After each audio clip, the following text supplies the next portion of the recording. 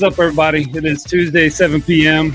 It's time for the Triple Threat Vet Podcast. This show's for veteran first responders and active duty military. In each episode, we're going to talk about somebody's story.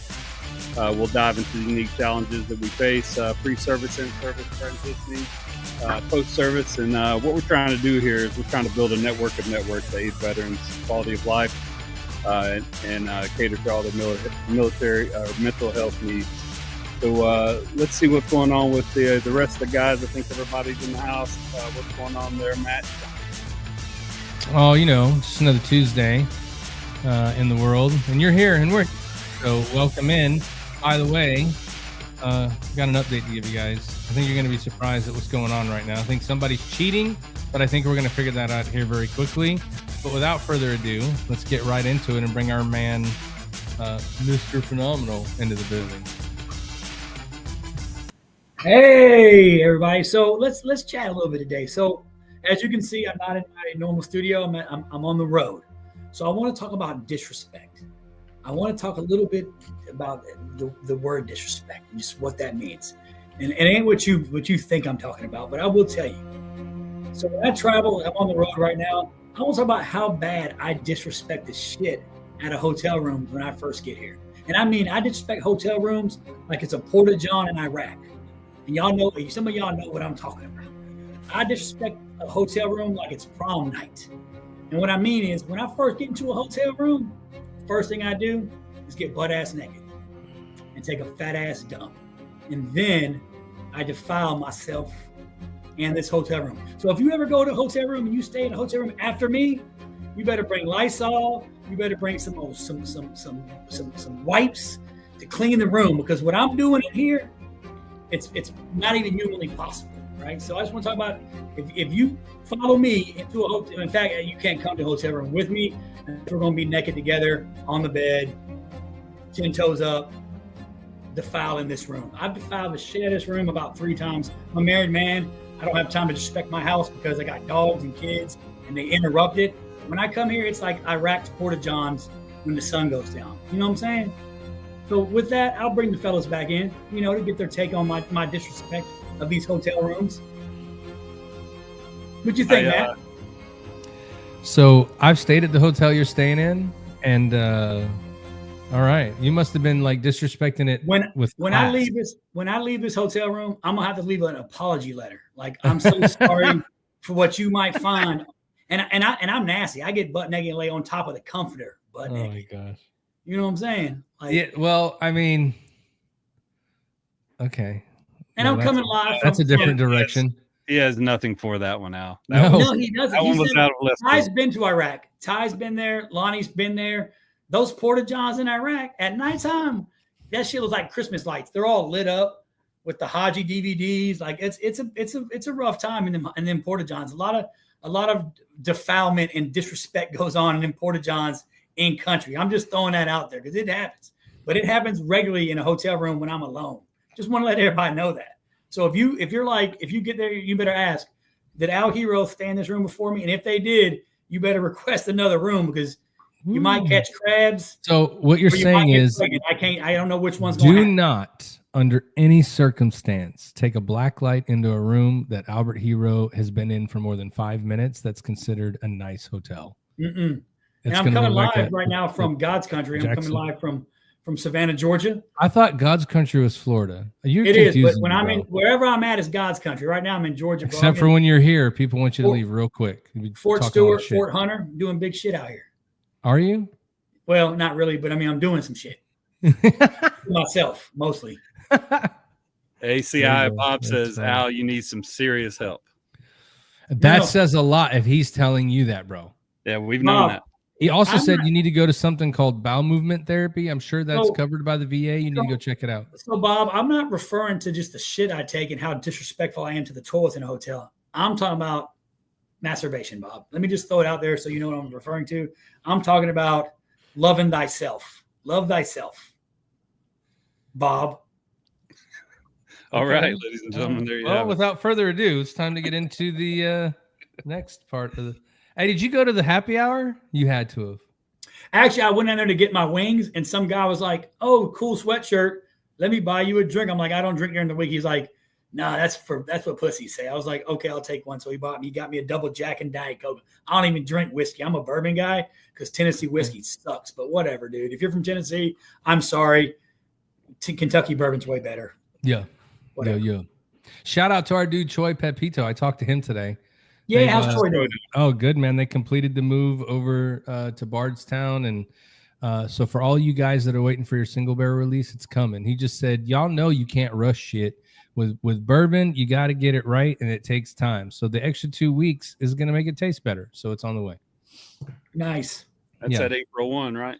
Yeah. That like a select reserve? Like a single barrel. Like it's, something that's they only made one barrel of it. But he told me to tell you guys what's up, and he's looking forward to hooking up with us in the latter part of the year. So nice. That is cool stuff, man. Well, so Al, you sticking around? Yeah, I'm gonna hang out for a little bit until I get a text, and I'm gonna head out. But I'm gonna hang out. Where are you going?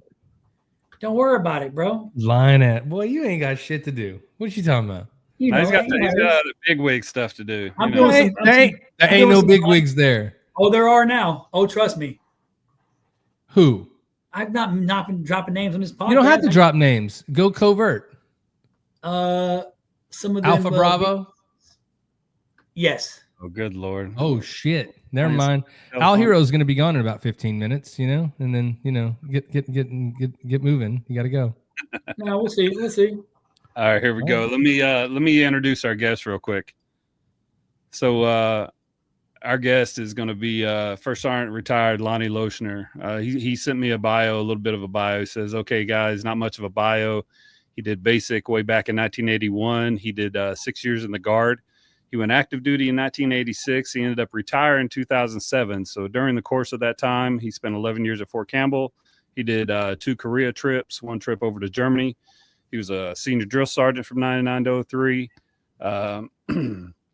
He did road patrol in Germany, investigations in Germany, SRT, which is like SWAT team stuff, team leader, squad leader, platoon sergeant Korea, platoon sergeant Fort Campbell, first sergeant Fort Campbell, NCOIC for base defense for all of Korea. That's like if people come over the DMZ and try to attack Korea, he's doing the base defense cluster for the whole base defense there.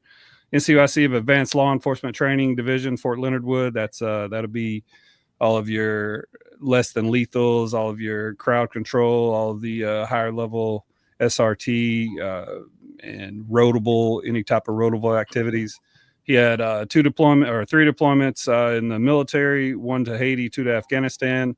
He was also a contractor for Triple Canopy for 3.5 years, 1 deployment to Iraq, 2 to Afghanistan. And other than that, he said he lived a pretty simple life. So he done use up all this fucking cool shit in the Army. Like, damn, he done did everything under the damn sun. Yeah, like this is literally one of those guys where like he literally did every single leadership position from, individual to team leader all the way up to, first sergeant of a company and an NCOIC of a base for base defense. He should write a damn book, bro. He should write he's in the Army, so I know y'all can't write real well or spell, but damn, he should write a fucking book. God dog. Hey, did you just accuse somebody of not being able to spell? Shh, bro, you're not supposed to put my business down the streets. Hey, we know I can't spell either. You have a shirt to prove it. My here's the crazy part. I gave that shirt to my son, and he wears the shit out of it. He don't even know it's misspelled. I don't even tell him. Like, fuck it. He don't know. He does. He has no idea. There you go. Like, whatever, bro. Whatever. It still gets the point across. For sure. Well, I say let's go ahead and let's bring the young man in. Yeah, let's bring him in. He's also affectionately known as First Sergeant or Lunchmeat. Here we go. Lunchmeat. Lunchmeat. What's up, Lunchmeat? Fair to Midland. How about you guys? Good. Man, living. All right, so I already have to know why Lunchmeat. Me too. I was going to ask the same thing. All right. Yeah. Right off the bat. Well, I got one of the guys here that gave me this name, and it was back in '88 in Germany. So I was an MP, new MP, had been about a year in, and so it was payday weekend, so Saturday morning was going to be really bad for us, domestics and drunk drivers and all that shit. And so lived on the economy. I went down to Corn West time, went to the back where I got some bread. I went to Mets where I got some lunch meat and cheese. I make 2 sandwiches on the way in. I eat one, and so I'm still hungry. And a guy by the name of Chuck Inman, Sergeant Inman, and Sergeant Gibson, they were doing the inspection. You know, so when you're doing an inspection, you come in front of a guy, you step left, you come back center, step right, and you come back to step center. So I figured that I'm all the way down on the last hand side, and I figure I can get this sandwich ate in formation before they get to me. So Sergeant Inman would take a step to the right, I'd take a bite. You come back center, you step off to the next guy, you take another, you know, so you work your way down the line. And well, he got done with the inspection faster than I thought he would. So he gets in front of him, he says, Sergeant, or I was specialist at the time, he said, Specialist Loeschner, what in the hell are you doing? I swallowed real hard and I said, Sergeant Inman, I said, you know what's going to happen. So I figured I'd have a sandwich. I figured I'd get this eat by the time. He said, you know, you're not supposed to be doing anything in formation. I said, yes, Sergeant Inman. I knew this was going to be bad. I just knew it. So he looks at me and he says, what do you got in your hand? I said, well, the rest of my sandwich. He says, what is it? So I turned my hand over for him to see it. And I said, well, it's broaching, it's meat, and it's lunch meat, and it's cheese. And he looks at me and something to the effect, he goes, you know what?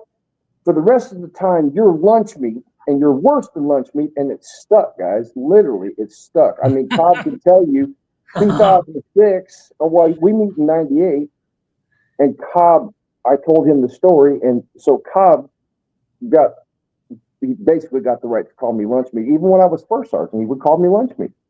And it's stuck. Yeah. So hey, I mean, lunch meat's way cooler than baby dick. I was baby dick for a long time. What do you mean for a long time? I want to tell you, I think you think you're a legend in your own mind, right? Oh, for sure. Oh, for sure. Dang, look, he's only been on here like 3 minutes. He's like, pegged, got it. We're good. It's on. It is on. I watched you guys, and I'm like, oh my God, here it comes. Yeah, there it is. Yeah. Well, we appreciate you coming on. We're excited to talk to you. After all those lies that Cobb just told about me, I'm gonna have to debunk some bunch of that shit. Well, I will. You know what I'm going to tell you off the bat. One thing that I noticed when we got your bio, one thing that I really appreciated. Well, number one, you said not much of a bio, right? And you sent it to us. Mm-hmm. However, you wrote more in 10 one-liners than people write in a whole 1,500 word bio that just has run-on sentences and a whole bunch of adjectives, and you're like, at the end of it, I still don't know what this guy did, but yours was just to the point, and I appreciate that. But the thing that I like the most about your bio is at the very end, you said that everything is because of the people you worked with and the people you got to serve with, and it was all about them. So at the end of it, I stopped reading everything at the top once I got there, and I was like, oh my gosh. That's why I was super excited for you to come on, because you have the same type attitude we do about those kind of things, right? You don't get anywhere in the military without the people around you. So I appreciate seeing that in your bio, sir. Absolutely. Yeah, your bio screams leadership, man. Just the way the things you've done. I mean, giving credit to people that are below you and the guys that worked with you and under you, man, that's impressive. That's a true testament, really, to what a leader is supposed to be. And I wish the military had more people like that today. To be completely honest. Guys, it's honestly, I started my MP career in a 300th MP company over in Germany, and had it not been for those NCOs that did what they did for me, I'd have never been the guy I was. Then you flip it to the backside after that 10 years, right when I met Cobb, those guys pushed me every stinking day to be better. I kid you not. And so without those guys, I wouldn't be who I am. Seriously. Yeah, absolutely. So, except for Cobb. Don't give Cobb any credit. Yeah, right. So what we do like to do on the show here is we like for everybody to get to know a little bit about you. So if you don't mind, if you could tell us a little bit about where you grew up, where you're from, what it was like for you growing up and leading up into what made your decision to join the Army. Okay, so I grew up in Illinois, South Central Illinois, just south of Springfield, a little town. At the time, it was about 1,000 people. It's called Girard, Illinois. Literally, my mom raised me and my brother because my DNA sperm donor decided he wanted to leave when I was 5 and my brother was 6. I mean, there's a whole lot of information here, guys, so bear with me. Mom raised us till I was 15, and the guy that I call my dad adopted me. He was a retired sergeant major. He was the command sergeant major at Fort Leonard when he retired at the garrison. And he died about a year later of Agent Orange. Retired in 72, died of Agent Orange in 80. Mom had only been married to him for a year and a half. And I remember Dad telling me the stories about Vietnam and Germany and being in the Army and how he developed these friendships and these friends all over the world, from all over the United States would call him and stuff. So I remembered that. And where I grew up, you were either a coal miner or a farmer because there wasn't much else to do. And I didn't want to be either. So I thought, I'm just going to do it for a couple of years. So I joined the National Guard in 81. I did basic training my junior year, went to AIT my senior year, and 6 years in the Guard. And I decided, I was in Houston, Texas at that time, working down there. And I thought, I wanted something more. So I thought, well, I'm going to join the Army. And I did. And from, at first, for the first year and a half, I was a mechanic there. And then I had to improve my GED and, go to MP school, yada, yada, yada. And then, I wound up in Germany. But the whole force behind that driving factor was when me and my brother grew up, I watched my mom work 2 and 3 jobs, guys. And I wanted more out of life. So I did this, and I started this journey, and it was only going to be for 2 years active service. Well, fucking 21 years later, I retired.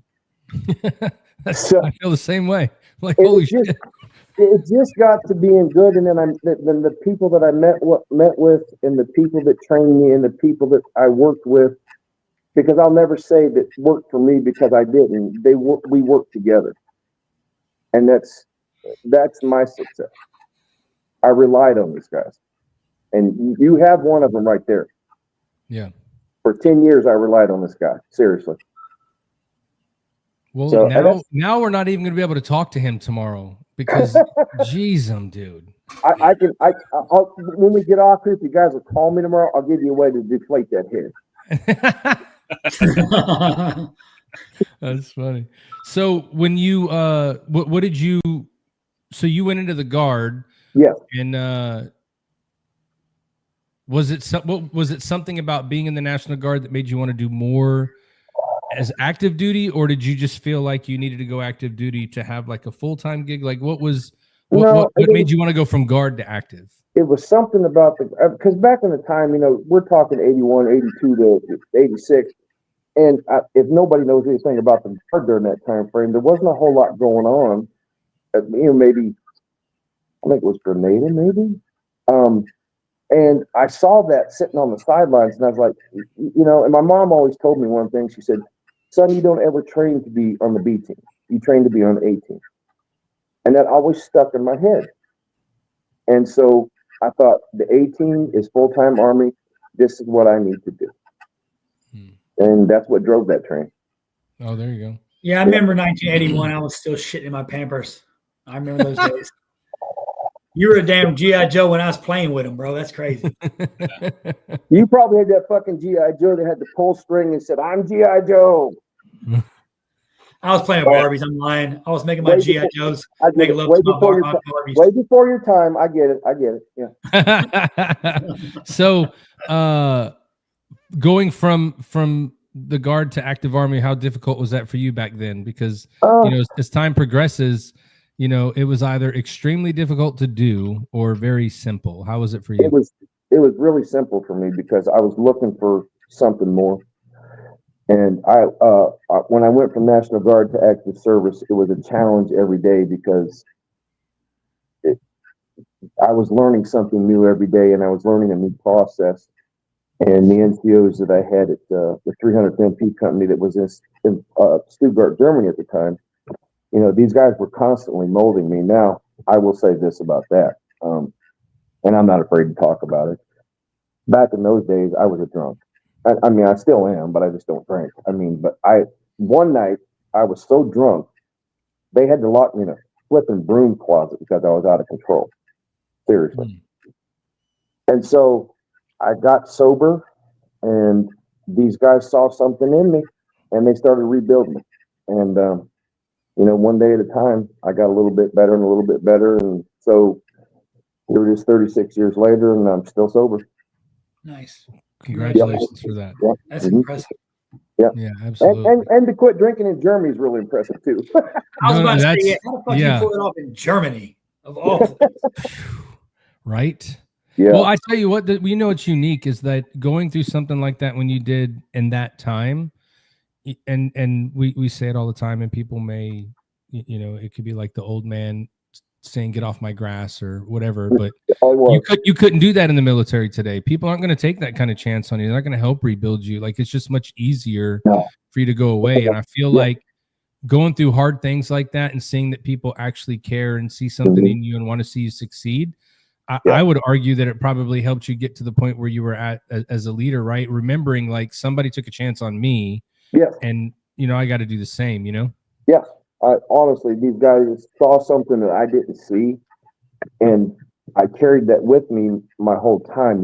I remember a story my dad told me when he was a sergeant major. He told me, he said he would take guys that had Article 15s over the guys that had nothing, because the guys that had Article 15s knew how hard it was to work to get back to those good graces. Mm-hmm. Now, did I have a whole lot of those guys? No, I didn't. But, I always kept that in the back of my mind, and the people that I got, I worked with, So, I just had a bunch of great guys. I can't, and gals. I mean, because MP Corps, we have females too, and we had some good ones. So what was your favorite duty station going through? Like, where was the place that you enjoyed the most? Campbell. I did 11 and a half years there. I would go to Korea, come back to Campbell, go to Korea, come back to Campbell, Drill Sgt, come back to Campbell.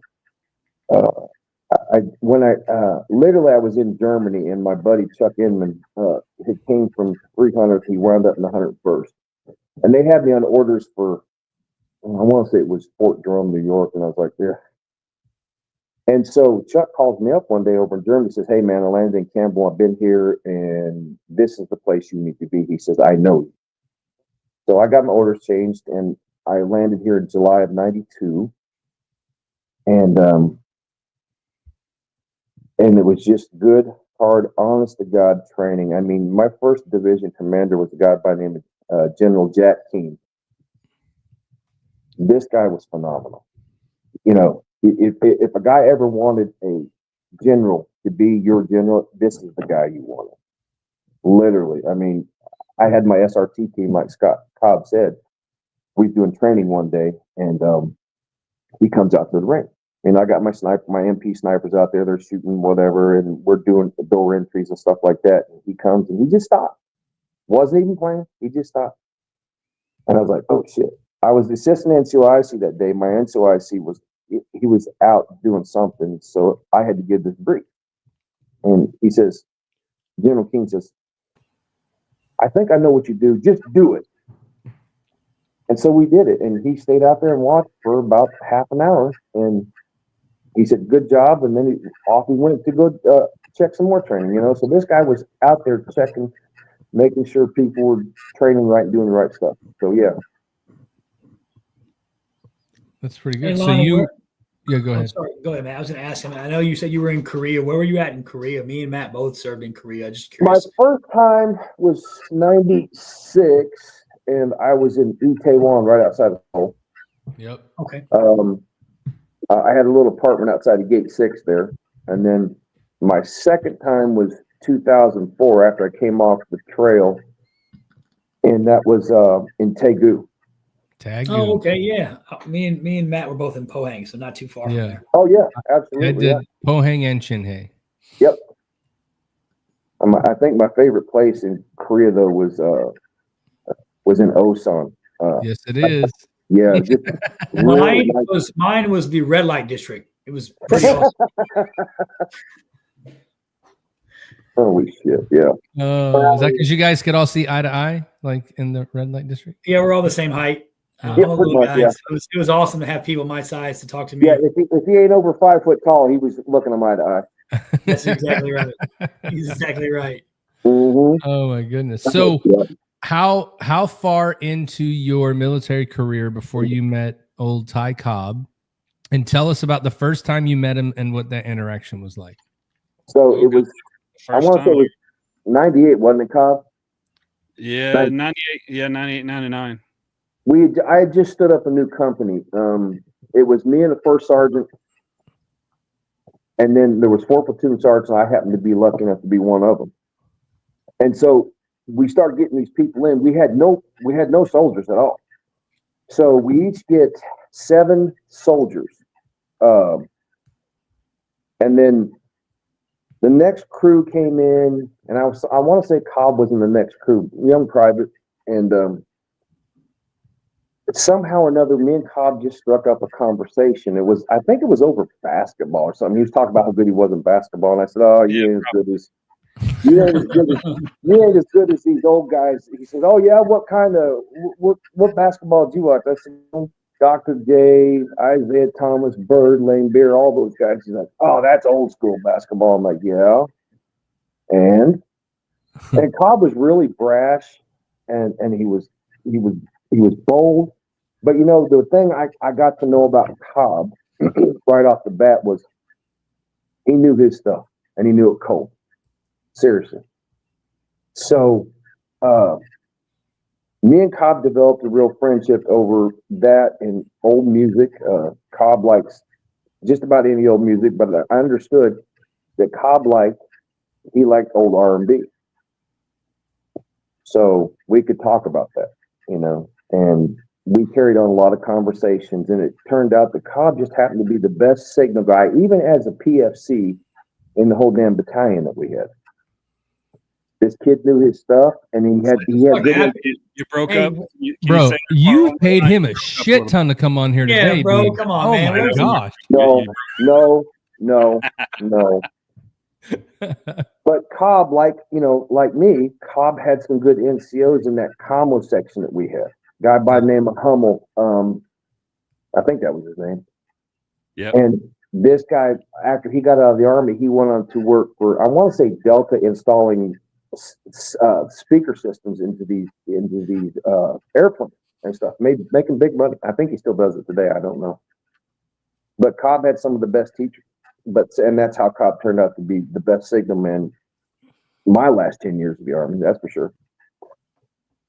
Well, thank you first. I really appreciate that. Bullshit. And I do want to pause for a minute and maybe take a little break here real quick. But when we come back, I do want to get into some of the. I know that some of the, you don't really want to talk about yourself. You want to talk. What do you got there? Is that? Oh, I thought you had that scarf that you wore in those missions back in Afghanistan. No, dude. No, okay. I put that.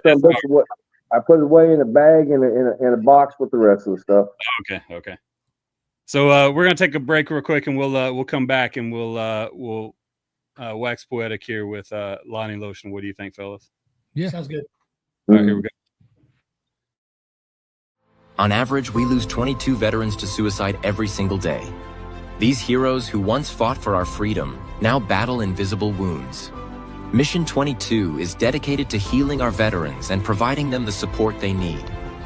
As a leader in our community, we stand with Mission 22 as we believe in giving back to those who have given up so much for us. It's our way of saying thank you for your service. For more information, visit mission22.com.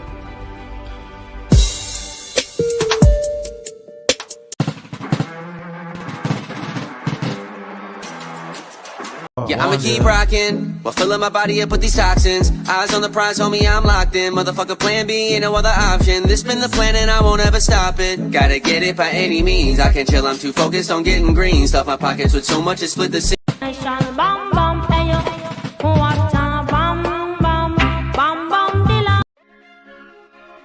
What's up, everybody? It's Ty with the Triple Threat Vet Podcast. I was challenged by David Willis of the Homefront Sit Rep Podcast to take a pie in the face for Mission 22.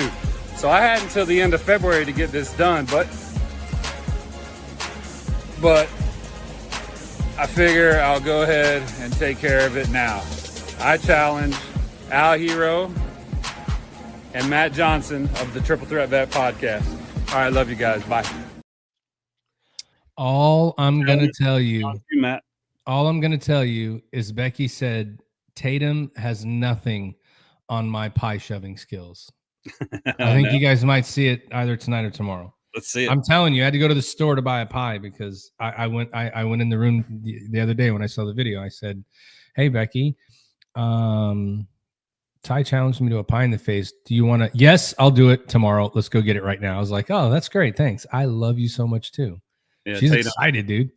Tatum volunteered pretty quickly as well. Oh. And I said, "Hey, do you want to put a pie in?" "Yes, I do. I will." Yeah, you didn't even get the sentence done. You're like, I could have been like asking you anything, but it's almost like they knew that's what you were going to ask. You know what I mean? Yeah. So it's hilarious. Well, so I know that he doesn't like talking about himself. So I've got some things here that I want him to talk about. So he's shaking his head at you right now, by the way. Is he? Is he in the agreement? Yeah, he doesn't like talking about himself. He's going to talk about everybody I else. mean, there's a whole bunch of people in here though that are saying all kinds of stuff about him, just saying that he's great. He's always there. He'll listen to you. He'll be there for you.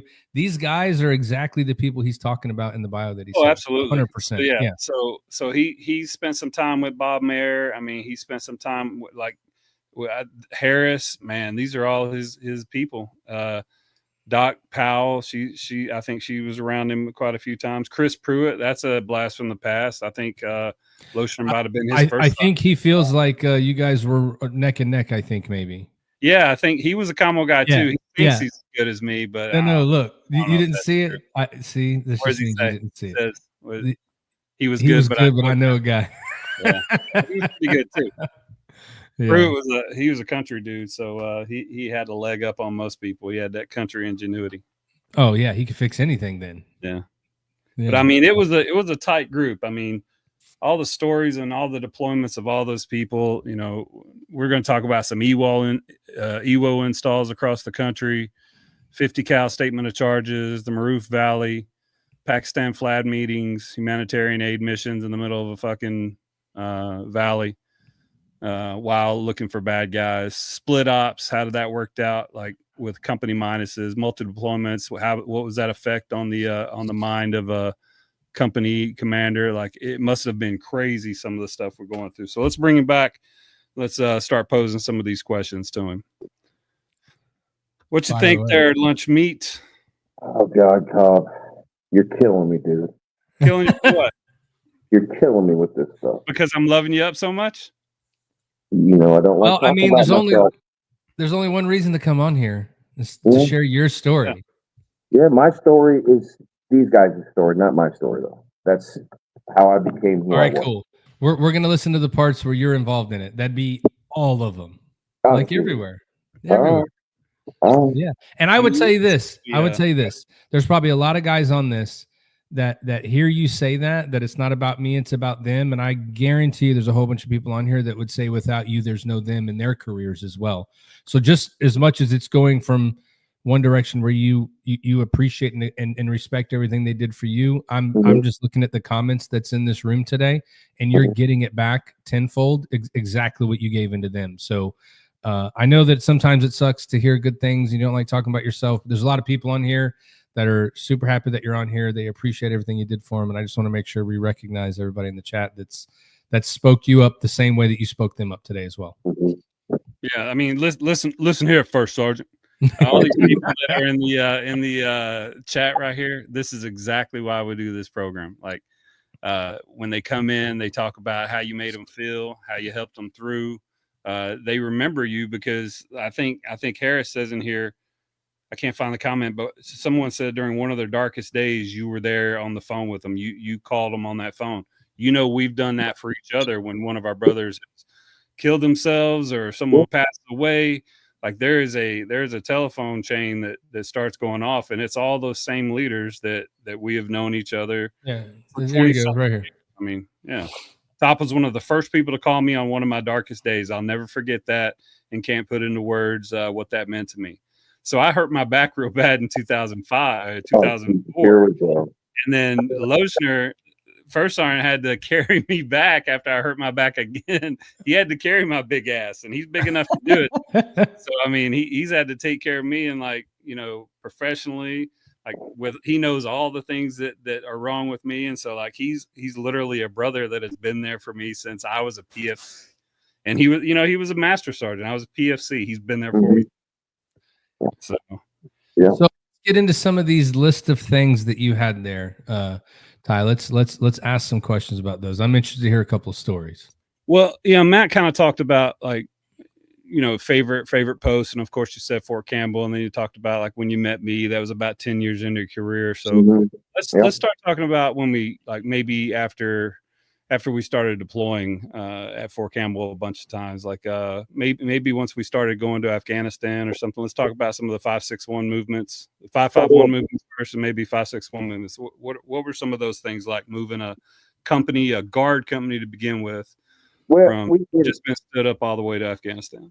Okay, I was ops in 04 and 05 with Max Brown was first sergeant, Jeff Winiger was company commander.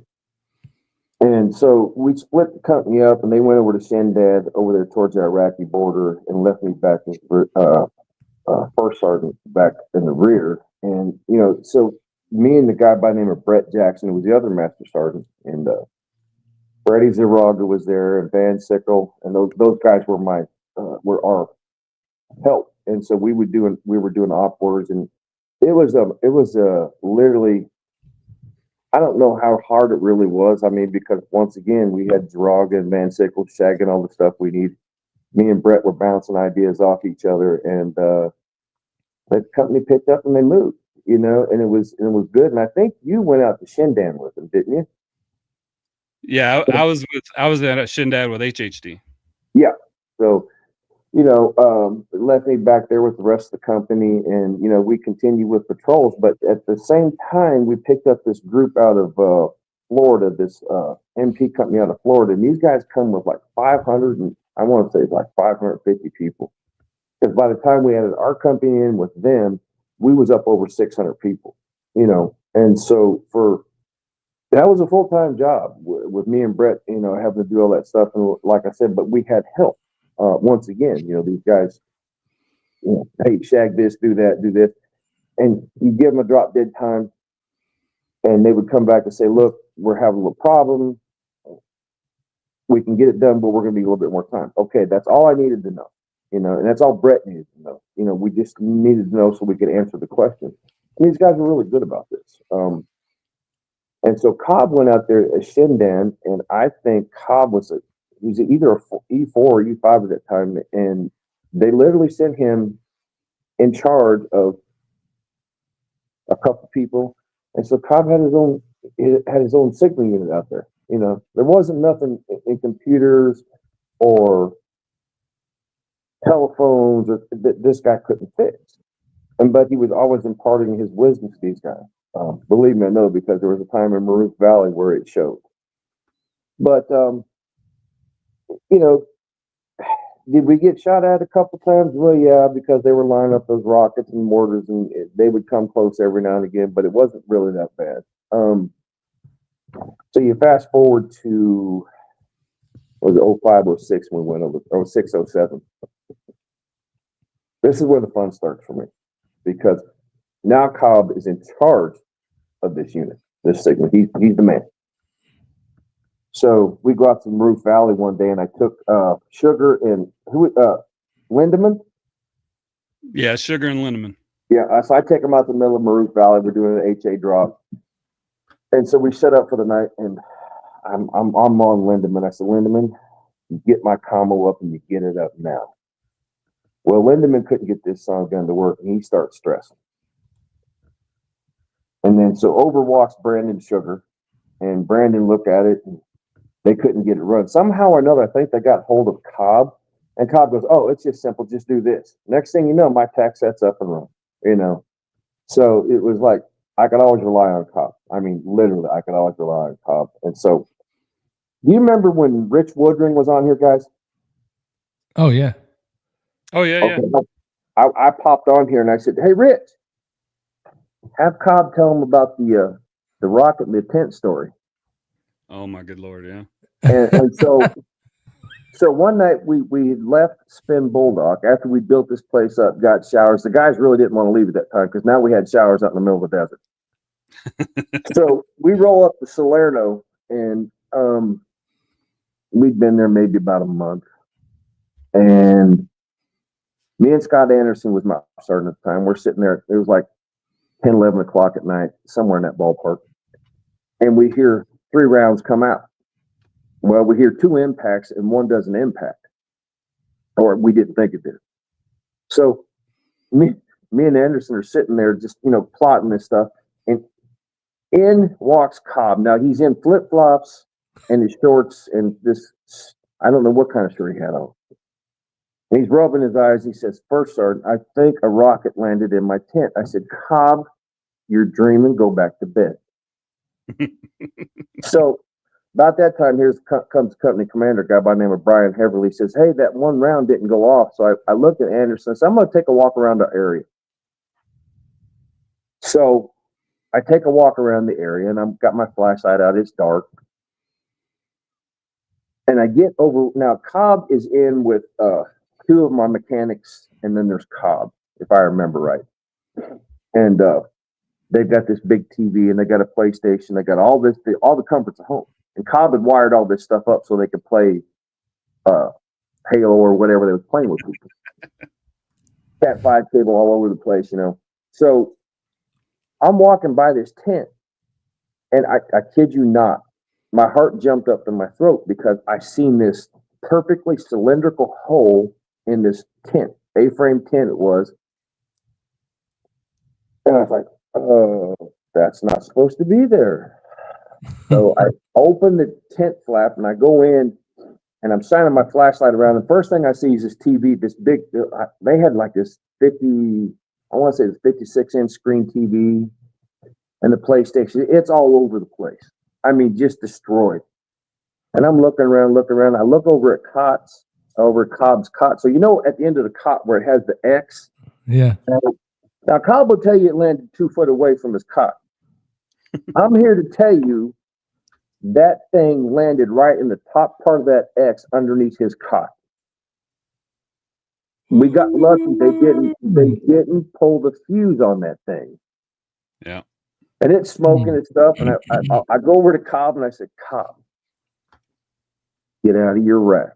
And he looks up at me. I think he was half asleep. He goes, "First Sergeant, you told me to go back to bed." I was following orders. So I said, I think it was "Cobb, a shock." get out of the bed." And I looked at Edwards and the other one. And I said, "You guys need to leave here." Cobb's like, "Why?" He gets up and I stand up and literally you could see the fins from the the ass end of this RPG is what it was. You could see the ass end of this RPG hanging out the end of that cot, and Cobb's face went white on me. And then all of a sudden he got mad. And the other 2 got mad. And I'm like, "What are you guys mad about?" They're like, "Look at the TV and the PlayStation." I was like, "Oh, you've got to be shitting me, guys." I expect that stuff to be replaced. That's not fair. So Yeah, very true. Hey, that's like true military members right there. Soldiers, sailors, Marines, airmen, doesn't matter. They don't care that it's a life-altering situation you just went through, like a miracle. They're like, "What do you mean we can't play video games now? This is bullshit." And and there's another side of this story too. So, back in I want to say it was 04 and 05, they decided that support MOSs could get what they call this CAB, Combat Action Badges. It's the spinoff of the CIB for the infantry. But you had to be in direct contact where you were getting shot at, or you were close enough. I think the regulation 75 meters from your position that a round would drop, like a mortar round or whatever. So another story, we're in Kandahar one night and I'm sleeping. We're all sleeping because we left Spin Bulldog, went up to Kandahar, we're going over to Salerno. We get attacked there in Kandahar and I'm dog ass tired. And I literally didn't hear the duck and cover and I didn't hear the rounds hit. And somebody comes in, "Hey, Top, you got to get up. We got to do accountability formation." I said, "Anderson's out there. Get him to do it." So Anderson does it. And then about that time, Norman Bone, Skeeter Bone, he was one of my squad leaders, one of my platoons. He was pestering the hell out of me about, "Oh, we need to get a cab now. We need to get a cab now." And I looked at Norman. I said, "Norman, go get me a damn cloth measuring tape. One that's 100 foot long." So he goes and gets it. And that round literally fell at 83 feet. I looked at him. I said, nope, ain't getting it. He's like, what? I said, nope, we ain't getting it. So now you fast forward to us being in Salerno in that rocket attack. So the next morning, I went into the office that we'd made, and my computer was not working for some reason. I'll get to that too. I'm messing with the mouse, and I'm like cussing, and I get on the radio, and I said, Cobb, get your ass in here and fix this shit. So Cobb comes in the door, and he says, what's wrong, First Sergeant? The computer's not working. So Cobb looks down at the tower, and he says, First Sergeant, you remember you told us about the 10% rule? I said, yeah, Cobb, what's that got to do with anything? He reaches down and he hits the button on that tower. And all of a sudden, everything comes back on. And tell him what you said to me, Cobb. I said, First Sergeant, you got to be 10% smarter than the equipment you're working with. He did, because he remember I told him that a long time ago. I was like, all right, Cobb, you got me there. So Cobb's on the way out the door, and he puts his hand on the doorknob, and he turns around and half-ass grins. He said, First Sergeant? I said, yeah, what, Cobb? He said, do you suppose that we can get that cab now? Well, I mean, yeah, I was tired of them. Like it seemed like everybody was always asking for like statements or sworn statements on all the things that happened in the previous deployments. So finally, I had something that was like, this is definite qualified. All the other stuff is maybe qualified, maybe not, but this is definitely qualified. Yeah. I mean, yeah, Cobb, you can get it. The rocket landed right under your tent, or right under your bunk. Yeah, sure. But so then I don't know where those pictures are. I have them somewhere. That award didn't even need a write-up. They just needed a photo. Yeah, exactly. And there you go. Enough said. If you guys know another story about Cobb is, I don't know if you know what the Duke system was in the Humvees. It was a little tower it had a big tower on the back of the Humvee, and what it would do, it would throw a dome over your Humvee. So like if you entered into a place where they had to command detonate an IED, well, this protected that signal from coming in and detonating the IED. So we're down in Spin Bulldog, and I'm sending up my I had Anderson sending up our daily reports. I reported all of our Humvees deadline, and the sergeant major calls me from Bagram. It's a 2-day trip just to get to Bagram. So he calls me from Bagram and says, why is your stuff not working? I said, we reported it because our Dukes are deadline and you won't let us go outside the wire. That's the case. He says, well, you need to get them fixed. I said, that's a contractor job, Sergeant Major. It isn't for our signal guys. Well, I'll try to get somebody down there. So, a couple days go by, nobody shows up. And sure enough, I got on the radio, Cobb, get in here. He said, what, First Sergeant? I said, Cobb, I want my Dukes fixed, and I want them fixed now. Cobb says, I'm not supposed to be working. I said, Cobb, what did I just tell you? I said, I got you, brother. And so Captain Heverly was in there too. And I said, what do you think, Captain Heverly? He says, yeah, we need them fixed. So Cobb goes to work, and it took him about a day and a half to figure out what was wrong with these things. He fixes all of our Dukes. The guys from the contractor show up to fix them. They're fixed, they're running. And he said, well, who fixed them? And I said, it's none of your business. Who fixed them? They're fixed. He said, no, we need to know. He says, because we want to hire this guy. And, Cobb had a chance at rolling out of the Army with a 6-figure income, but he didn't. He chose not to. He chose to stay with us. So Cobb, at that point in time, I knew we was going to lose him, because once this went up the chain of command that Cobb was doing it, he would wind up being all over Afghanistan. And sure enough, what was it? A couple weeks later, Cobb started going all over Afghanistan, helping the contractor, showing them the fix. Yeah, like after that initial install, they started telling me where they were in country, and you guys actually started flying me around the country of Afghanistan. I started doing installs with L3, or I think it was L3. I think is who they are. Yeah, I think it was L3 Services. L3 Communications or something like that. They were doing the Duke stuff. So, that was all because of you and Captain Brian. Yeah, well, you were good enough, and we need to let you go. That was all about get shit done. That's what that was about. And that's all it was. I mean, I was, there was ways of doing things that was by the book, and a lot of people in my company, we knew that my motto was get it done, and we'll beg for forgiveness later. Oh yeah, you always, don't ask for permission, just ask for forgiveness. Yeah. And if it works, you never have to ask for forgiveness. They're like, good job. So as long as you can not beg for forgiveness as much as they're like, great job, then you're good to go. You got a green light. Do what you got to do. Yeah. And that's what happened for Cobb at the time, because he was smarter.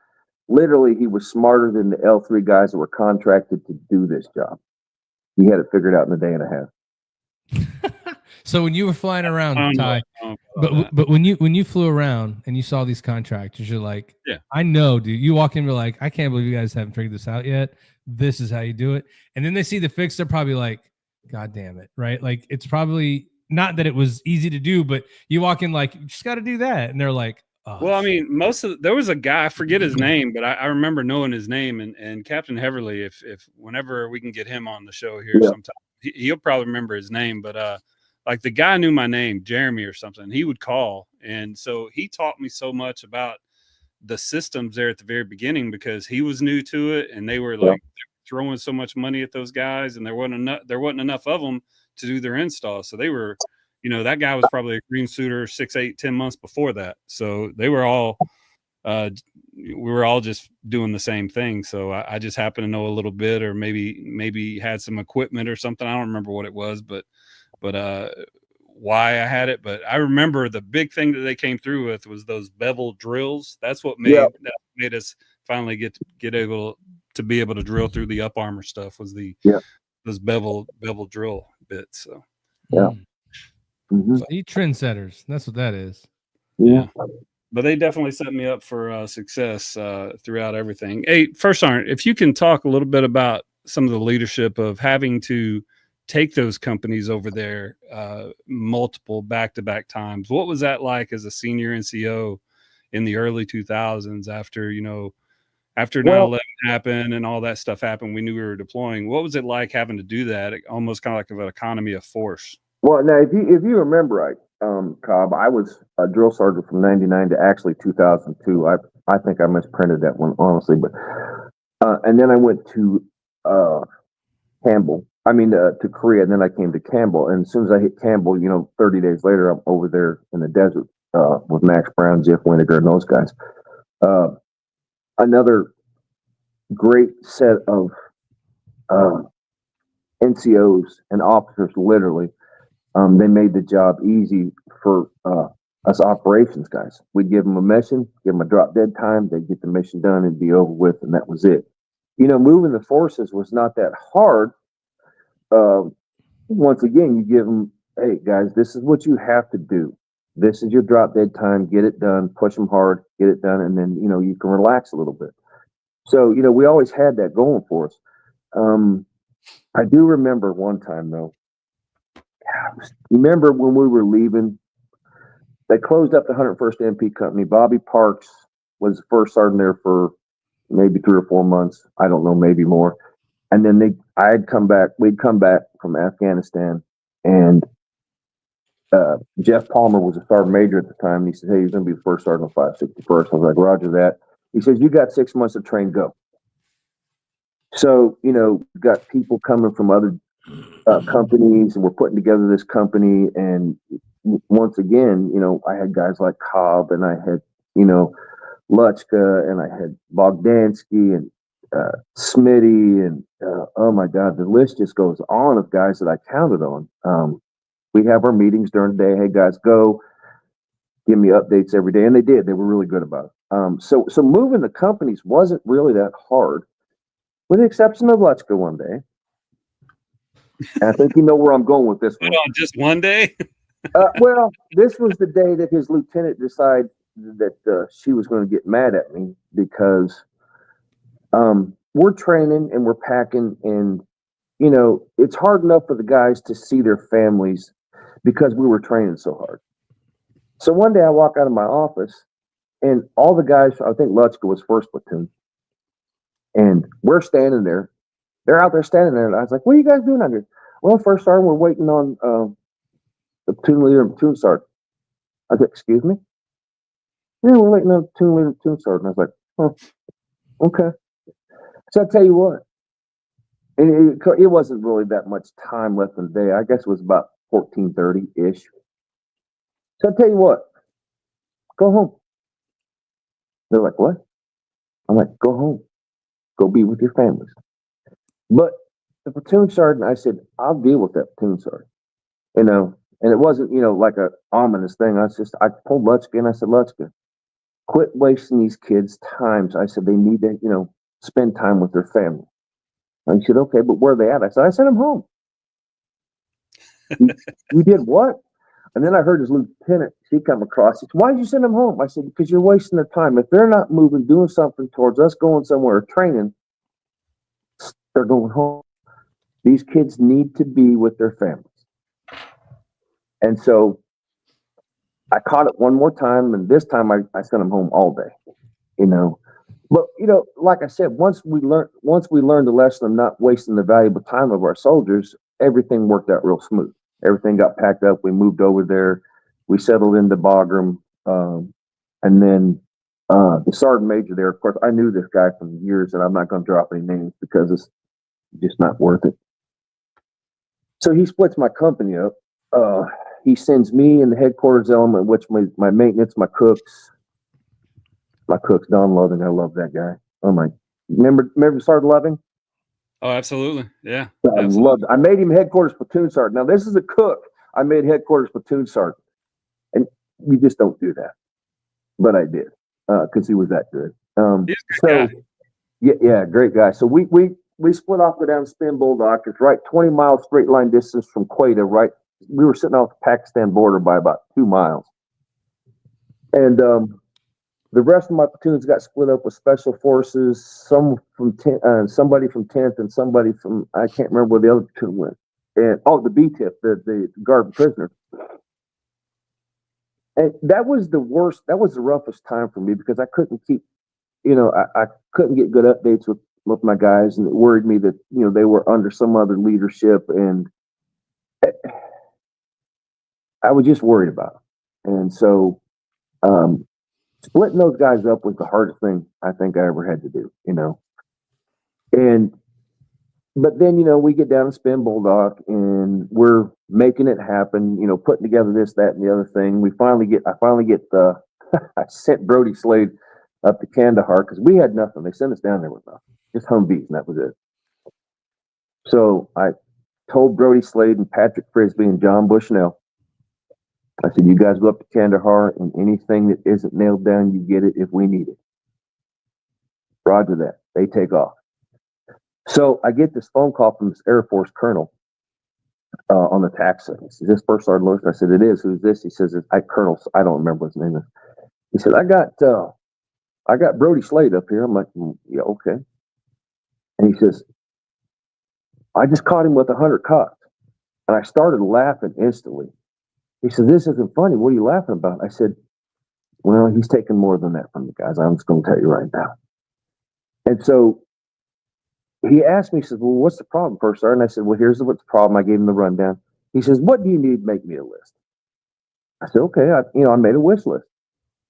So about 3 days later, we got, I want to say it was 3 or 4 Chinooks sling loaded with plywood, PVC, everything that I asked for.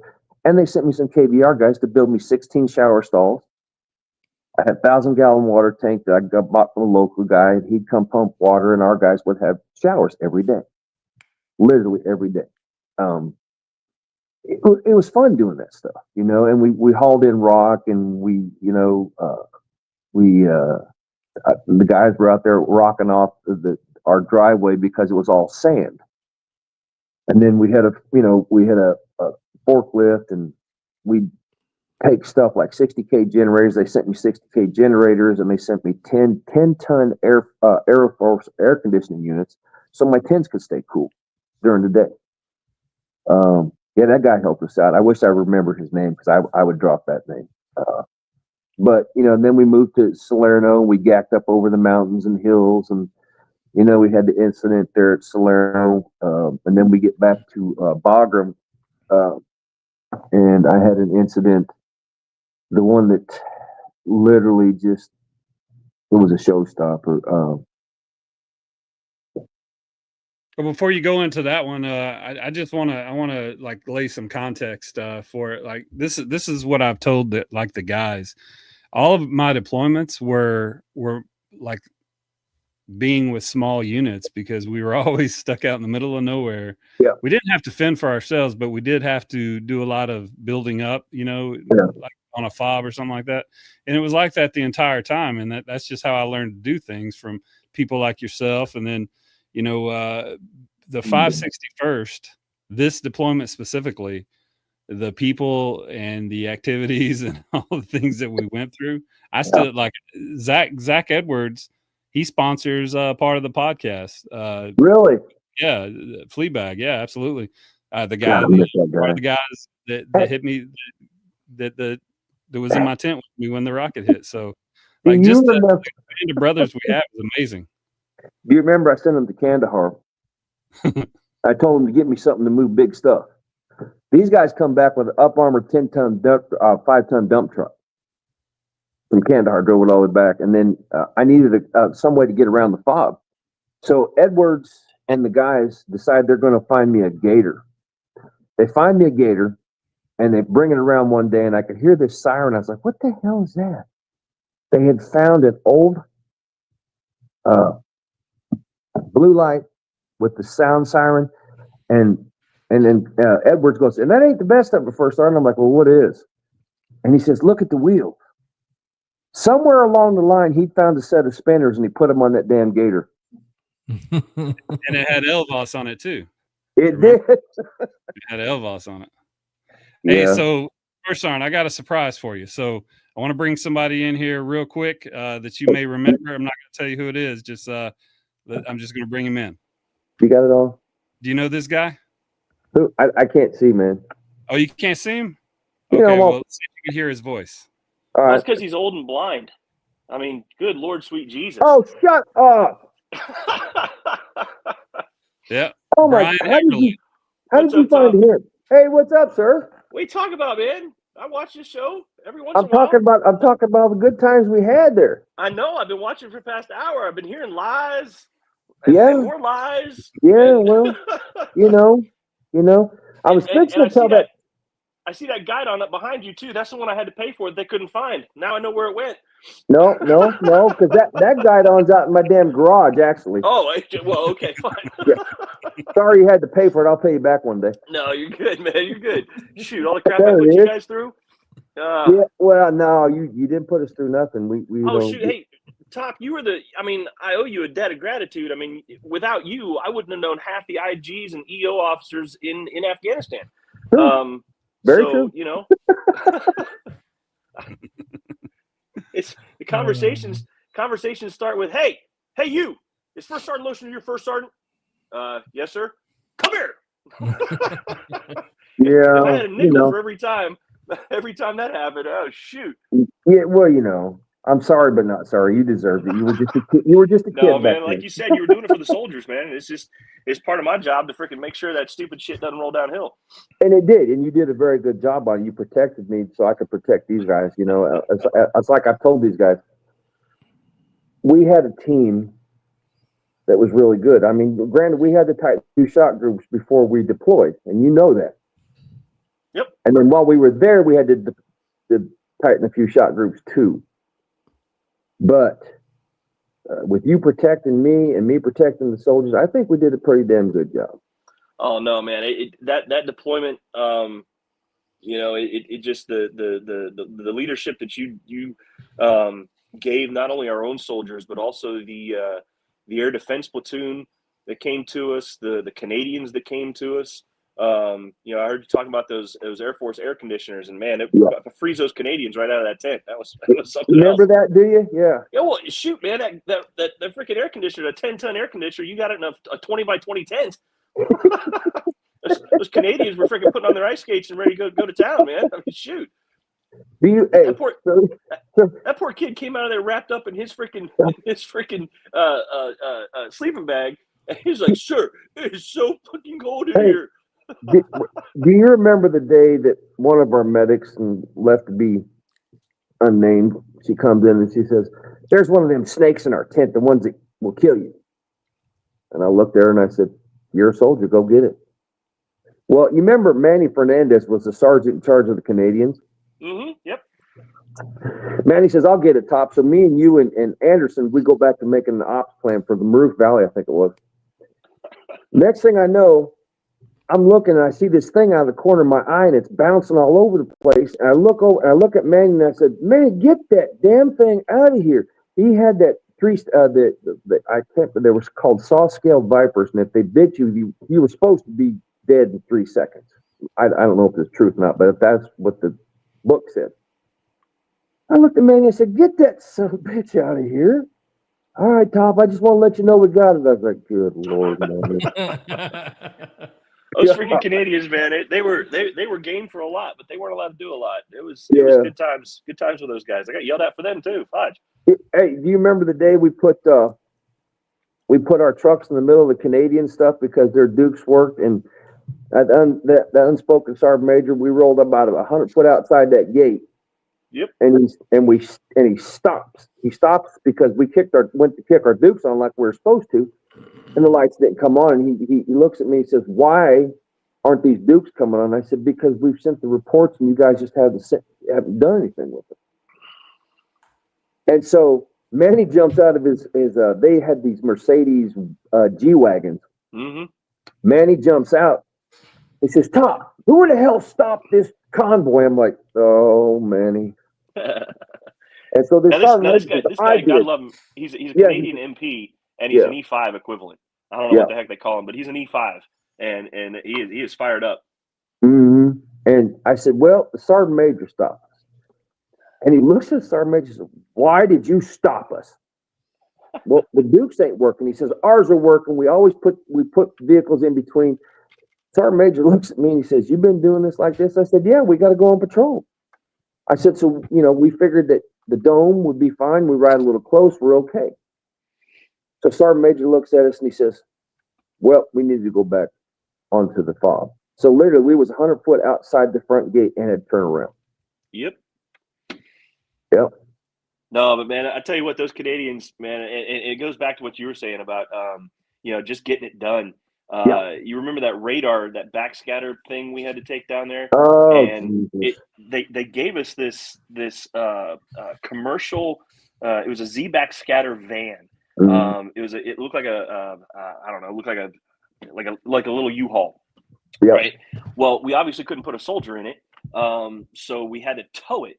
Well, it was a civilian vehicle. We couldn't tow it with what we had, so we had to get somebody. We had to get something either affixed to it. And I was like, "Hey, Top, just fix this thing. Get it." I don't know what you told them, but I'm walking through there. It might have been 2 days later, and the Canadians are like, "Hey, look, we got this guy, and he's one of our mechanics." And I was like, "Well, where did he come from?" He's like, "Oh, we got him up in Kandahar." I was like, "What? Does his chain of command know he's down here? Because these guys have been doing some weird stuff." He's like, "No, first sergeant said to get him. We got him. He'll only be here for a couple days." I'm like, "Oh, good Lord." All right, so I was headed to Chow. I had to turn around, go talk to the chain of command and be like, "Hey, look, I got this guy down here. It's okay. He's fine. I swear I'll have him back as soon as we can." Yeah. Hey, do you remember the time we got our asses ripped in front of that battalion sergeant major and that battalion colonel? Because all of a sudden that 5-ton dump truck showed up on their M-tow. Yeah. Now, mind you guys, we're standing in front of these two. The first sergeant's wambulance is what we called it, if I remember correctly. Yeah. It's a dump truck, 5-ton. I had a turret in it, so we was mounting, 50s and this shit. And so they called me and him back to Bagram at the same time for some reason. I'm like, this is not good. 2 days to get back. We get in front of this unspoken sergeant major and colonel, and she goes, "Why do I have a 5-ton on my hand receipt?" I started to say something. Captain Heverly goes, "Well, we needed a prime mover." And look, guys, this colonel, she's 05, but she looks at us and she goes, "Well, you've got all them soldiers." I looked at the sergeant major. I was like, "You've got to be kidding." Yeah. No, that was the one. That was the wow. One. Why wasn't your? I said, man, we didn't have a prime mover. And when we were going up the Maroof Valley, I said, ma'am, I need to delay this movement because my prime mover's down. And she's like, well, what's wrong with that soldier? Why isn't he on the medical report? Man, no, not my truck is down. But I tell you what, man, we had, like I said, First Sergeant had put together a team. Man, we were coming back. We were bouncing that freaking 5-ton. We were bouncing that thing up and down the roads of Afghanistan, and some were not roads. And we got off and looked at it. He's like, sir, the back end of this thing is jacked up. I don't know what we're gonna do. And I got around the back of it, and I was like, well, can't we just freaking, ratchet strap it to the opposite side? Because it's just gonna pop off. So why don't we just ratchet strap it so it can't pop off? He's like, I'll make it happen, and he did. And we came bouncing back into the fob, looking like freaking the Clampets go to war. And First Sergeant is standing there, and that was the first day this unnamed Sergeant Major was actually at the fob. First Sergeant leans out to look at him as we were coming back in. He's like, "What the? No, good, no." Because at the time I didn't have my top on because we took turns riding in the vehicle that didn't have air conditioning. Oh God, I forgot all about this. We do a security halt, stop. Do the Chinese fire drill. We'd all take turns riding in the vehicle that didn't have AC, and man, it was my turn. And my crew comes back in, man. My helmet was off. I was in a t-shirt. First Sergeant's like, "What the? Oh my God!" jumped into the maintenance tent. Had to put my top on real quick. Like, "Hey, Sergeant Major, what's going on?" "Hey, sir, you can't tell the colonel no. You can't tell the colonel no." Oh my God, I forgot all about that one. No, that was good times. And man. It was the team that Top put together and led through there, man. It was something else. It was something else. Yeah, let's not forget about your leadership, sir. This ain't about me. This ain't about me. Hey man, I'm riding the coattails. But I'm gonna tell you something that you probably don't know, and your mom told me this before we got on that plane. Oh, don't bring my mom up. Oh, he's talking about your mom, Captain. No. This is something good. This is something good. So Brian gets up there on the plane, and I'm the last one on the plane because that's the way I did business. I was the last person on. He's the first person on. He was twice my size. I had to let him. Not really. Cobb, I wasn't that big. But anyway, so his mom, I'm getting ready to get on the airplane. I'm the last one, and his mom was. Before we got in there, I remember what she said. She says, would you please take care of Brian over there? I said, well, yeah, he's my commander. That's what I do. She said, no, really, take care of Brian because my son's ADHD. And I looked at her, I said, so you're telling me this just now for what reason? And she's like, just take care of him. So we get over there, and so I have Patrick Frisbee and John Bushnell at his PTSD team. So Brian had bought a saber or something at one of these bazaars. And I was like, okay, what are you going to do with that? He's like, I'm taking it with me on patrol. I'm like, okay. So I pulled Frisbee aside. I said, Frisbee, if he gets out of that truck with that son of a bitch, I said, you better reel him back in. So we was at a halfway halt. If you remember the water point at the halfway halt at Maroof Valley. Yep. So I'm up in the turret. I'm riding gunner that day, and all of a sudden, like every good first sergeant does. Well, I was told I wasn't supposed to, but yeah, I did. So Brian jumps out of the truck at the water point and just takes off running down the road with his sword in his hand. Charge! And I looked down in the driver's seat and I said, Patrick, what the hell are you doing? I'm watching Captain Harold run down the road. I said, what did I tell you? I said, get your ass out there and chase him down. I think Brian made it about 30 yards and they finally caught him and he's like, I'm coming back. Of course, it was so stinking hot. Literally, if you ran more than 10 steps out there, you were just dying. So, yeah, didn't we at that water point, at the halfway point at Maroof, didn't we do a medevac for a little girl? Yes, Yeah. we did. Well, was it Doc, at the water? Yeah, Doc Henriksen. I will drop that name because Doc was on his game up there. They had an attack. You remember that little village we went to, Cobb? And they had attacked that village the night before. And Yeah, we were they passing. had, Yeah, that was and the the whole reason little, we went up there in the first place. Right. yeah, exactly. And so the little girl, we were on our way back, and I guess it was her uncle or dad or something, was taking her to try to get her to Kandahar to the hospital, from what I understood. She took her round in the stomach, and Doc got into action.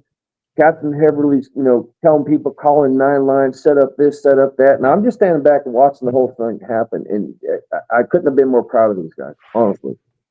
They were like, it was like they've been doing it for 20 years. And we get the little girl, Dustoff shows up, get her on the bird. And then we went back to, we went back to Spin B. And then me and you, Captain Heverly, we made a trip up to Kandahar to visit that little girl, if I remember right. Mm-hmm. Yeah. And she lived. Doc did a great job. Yeah. She did. No, it was. But you remember that helicopter almost hit me and Captain Brian as it was landing, because we put the VS-17 panel one place, and when we were supposed to move back and we forgot, we were assuming guidance way too far. So we were the only 2 people out there that were air assault qualified. And I'm looking around. I'm like, are you effing kidding me? Okay. So we put out the VS-17 panel. We're stacked out. We're like we're supposed to. And no helicopter pilot at Fort Campbell would even think about landing where the guy on the ground actually wanted them to. Yeah. So when Cobb and I got out there, I had my hand on his back. And correct me if I'm wrong, Cobb, you were the one assuming control, right? Yeah, I had my hand on his back, and that dude just came right down on the VS-17 panel like he's supposed to. The freaking crew chief is hanging out. Get out of the way! Get out of the way! Like, oh shit! Yeah, so we turn and we're running backwards. But I tell you what, and I don't know how many folks agree with this or whatever, but you talk about the good Lord having a hand in things, especially that deployment. We stopped. If you remember, we stopped because I lost my sunglasses the first day we went in there. And we had stopped at that little mosque, kind of like in Afghanistan. They don't have truck stops; they have mosque stops. You remember we had this battle because you pissed me off about them sunglasses, and I was like, "Leave the damn sunglasses. We'll be fine." So I left them. Excuse me. I had left. I lost them. I didn't know where these freaking things were. I didn't even get first starting to chew my ass in front of folks, but I lost them. Couldn't find them. I was pissed, and so we went in. We did our thing. Y'all visited the villages, and on our way out, the last vehicle stopped, and they were like, "Hey, I saw the commander's sunglasses on the wall of that at that mosque." So we stopped, and that's when it looked like a little freaking station wagon is what it was, with that little girl caught up to us. Yeah. And man, you guys had guns trained on that vehicle because it was speeding up to us pretty quick. But no, I mean, hey, look, like I said, I don't know how many folks on here believe in divine intervention, but man, that little girl, I swear to this day, that little girl is alive because I forgot my sunglasses. You lost your sunglasses. And the guys in the back spotted them. As we're going, 15, 20 miles an hour around a turn, spotted them on that wall 3 days later. And that little girl, so what happened, again, that little girl, like Top said, got shot in the stomach, right next to her hip bone, didn't have an exit wound. So, and they were looking at a 55-mile to 60-mile drive across Afghanistan roads to get her to an Afghan hospital, the nearest one. So to this day, I will tell anybody that'll listen that helicopter ride saved that little girl's life. Absolutely. But yeah, no, that was good stuff. That was good stuff. Yeah. Lots of good stories. Do you want to talk about the? Do we want to talk about the statement of charges on a 50 cal from a jingle truck convoy? Does that ring a bell? Stop, Cobb. Go ahead. Go ahead. You started. Go ahead. You started. Tell the story. Well, there's not much of a story. We were told to move all of our stuff from Kandahar to Salerno, so we're driving over the top of this mountain, and we had to tow. First unit to do that, by the way. Yeah. Freaking got left out there by ourselves while the NATO, or not NATO, it wasn't NATO then, but the Canadians and the Brits took over RC South. We were told to get out, and I was like, "Well, when do I need to have the trucks ready to get on the plane?" And they're like, "Oh no, you're driving." Yeah. Furthest deployed MP company south, I think still to this day. And we were getting yelled at. You're like, you got to get out of there. Well, you got to get planes for me to get out of here. You got to drive. What? Yeah. What? Yeah. It's just like Doc Brown. Roads? We're working on, we don't need roads. Freaking point A to point B, keeping a straight line and drive. That halt that we did on top of the mountain, you said we need to do a halt. And I'm like, okay. And then I opened the door and I looked down and I said, I don't think this is a good idea. Because when I opened the door, I got ready to step out and look down. The next stop was 300 foot down.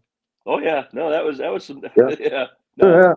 Yeah. Well, that's the biggest part of the story. The moral of the story is that like every fucking day was an adventure. And like I was telling Captain Heverly or Lieutenant Colonel Heverly, as I was telling at that time, Captain Heverly, like just being able to be in the unit with you guys, I wanted to do that. I wanted to be with you guys because, you know, you knew you were going to be taken care of. Like I deployed multiple times with the soldiers and leaders in that unit, and that's who I wanted to be with. And like everybody says in the chat here, everybody has memories and everybody has ideas of what happened, but we were there, and to have you guys here and to see you two together, man, it's just really cool to see this. This is why we do it. Like this is the quietest Matt and I have probably ever been on a show where we've not talked, because just to see you two be able to go back and forth and have some of those feelings, that's what it's about, man. And that's what, like I was saying earlier, I don't know if you heard this, Captain Heverly is Colonel Heverly, sorry. Brian is fine. Brian. If you heard this earlier, just the camaraderie and the rapport that we had with each other, it meant something, and it meant more than just being in a unit with somebody. I never had that same instance. I never had those same relationships when I went to any other unit throughout the rest of my entire career. And so to have you guys here for an hour and a half, just to talk about some of the old times, to have some of the old soldiers in the chat, and just to wax poetic about this. Thank you so much. You've made my day, and I hope this has done a little bit good for you, First Sergeant. Yeah, it has. You know, we were talking here a couple days ago. You know, just reminiscing. Do you remember us going? The South Dakota guys got us lost, and we're going down through this valley, and then we get on one side, and you got marijuana fields, you got poppy fields, and the other side the walls go straight up. And do you remember? I think he was with us. It was either the trailer tire or one of the Humvee tires went flat. And the P6 said, we're going to do a halt and change the tire. So like, hell we are. I said, that's a run flat. We're going to keep going until we get out of this valley. See, we're going to put it to the test. Thank God that thing held up, because I was not going to stop in the middle of that valley, dude. Oh my God. But I tell you, there are 2 times in my life that I can point to and say, I am lucky to be alive.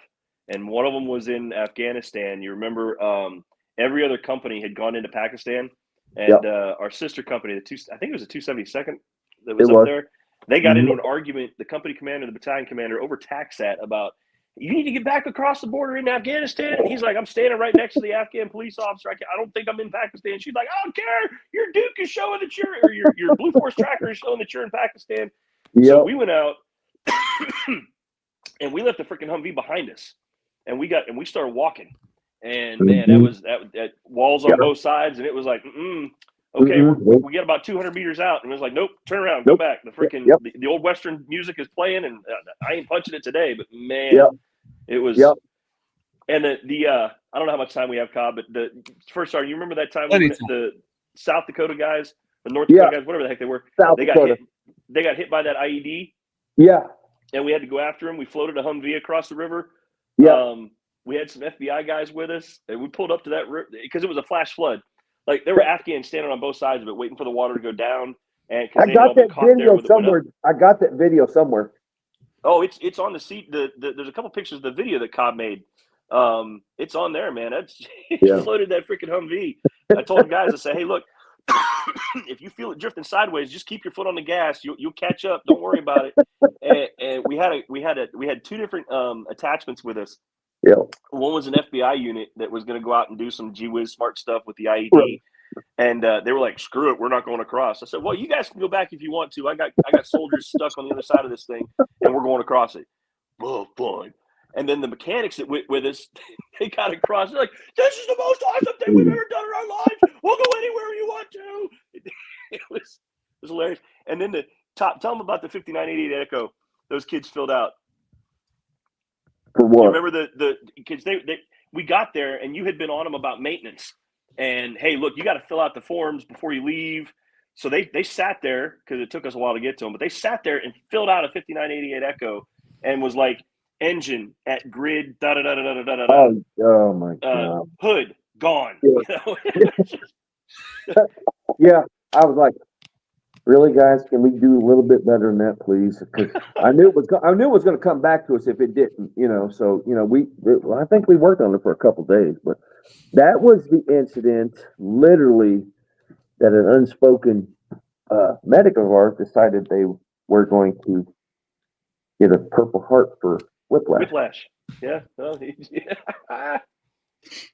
Yeah, and I got called. You remember we got called up to the division sergeant major's office once we got back to Bagram, and it was Sergeant Major Ralph Borhoff, and he used to be a rock son.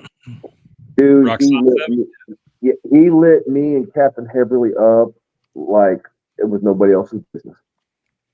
I think that was the only award that I had to hold my nose on. And it wasn't. It was really two sides of the same coin. You and I talked about it too. About hey, look, it sucks. This is stupid. I can't believe we're doing this, but it's the right thing for the soldier. Period. Yeah, exactly. So I remember putting a sticky note on the top of that freaking packet and saying, "Sir, I don't. I'm glad I don't have to approve this. Yeah. But it is the right thing to do according to the regs." So, but yeah, that was a rough one.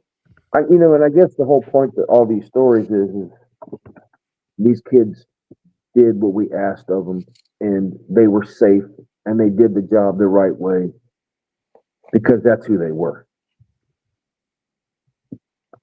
They wanted to take care of each other, and that's why I feel that we were successful because of what they did. Yeah.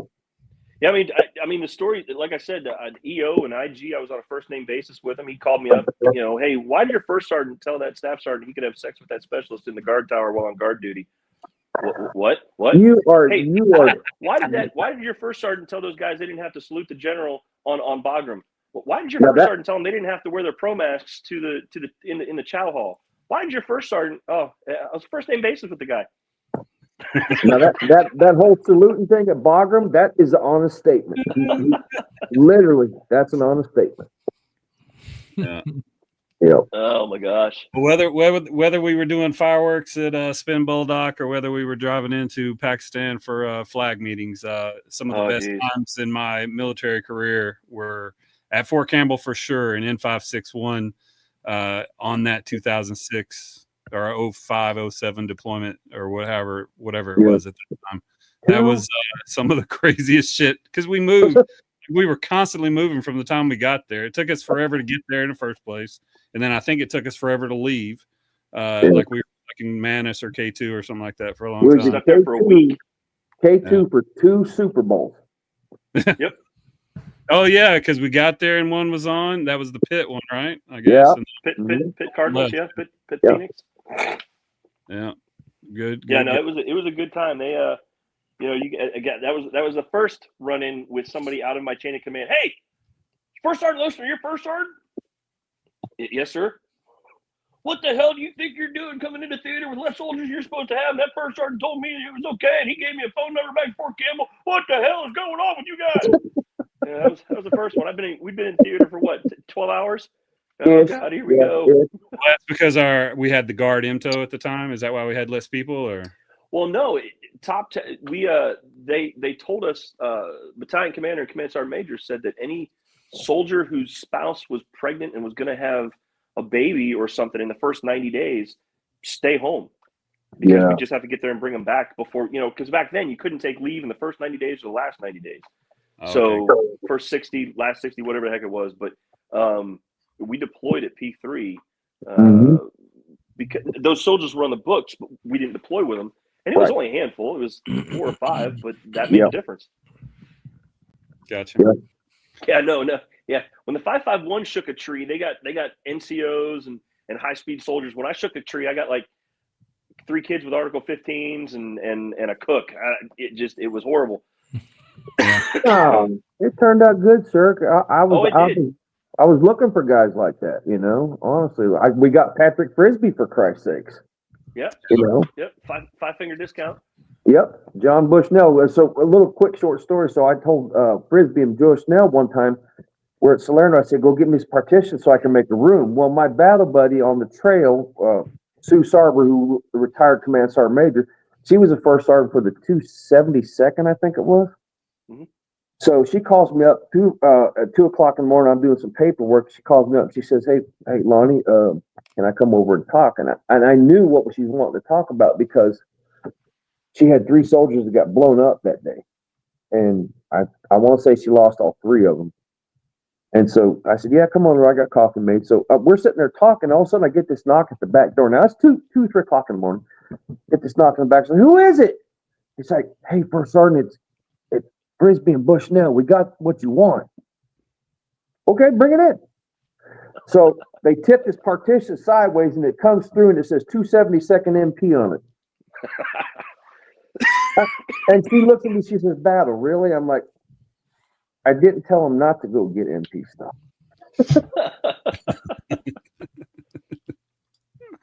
Oh man. Well, hey, First Sergeant, what do you think? How do you think it went? What went? The podcast. Like, this was awesome. What are you talking about? I think it went well because I got to talk about the thing I like to talk about the most. My soldiers. Okay. Well, I really appreciate you coming on. Sir, I appreciate you coming on to pay homage to your old First Sergeant. We are going to have Brian Heverly on the show coming up pretty soon. So stay tuned. March 11th. I'll be there. Yeah. Have some more stories from him. But hey, Captain Heverly, thank you very much for coming on. We'll catch you soon. Yep. And then before we let you out of here, First Sergeant, you want to shout out anybody before you get out? Yeah, I got a buddy of mine when I was a contractor. He wrote a book, and I didn't know about it until a couple months ago. And his name's Jim Schumann, call sign Rooster, a fellow MP. And so we wound up together in the green zone. And he calls me up and says, "Hey, man, I wrote a book, and you're in it." From about the halfway point on, I'm in it. And so it's called Securing the Green Zone, and it'll give you the first 2 months of what it was like 2008, the week before Easter, and for the next 2 months before they walled in Solder City, because we were catching rockets and mortars like it was nobody else's business over there. So if y'all get a chance, he's a fellow veteran. He's a friend of mine, and his name's Jim Schumann, and it's called Securing the Green Zone. Show this guy a little love because he can write. He after he got out of the Army, he pursued a degree in English. I think he has a doctor's degree now, and he can really write. And he explains it and he breaks it down like, you're honestly there.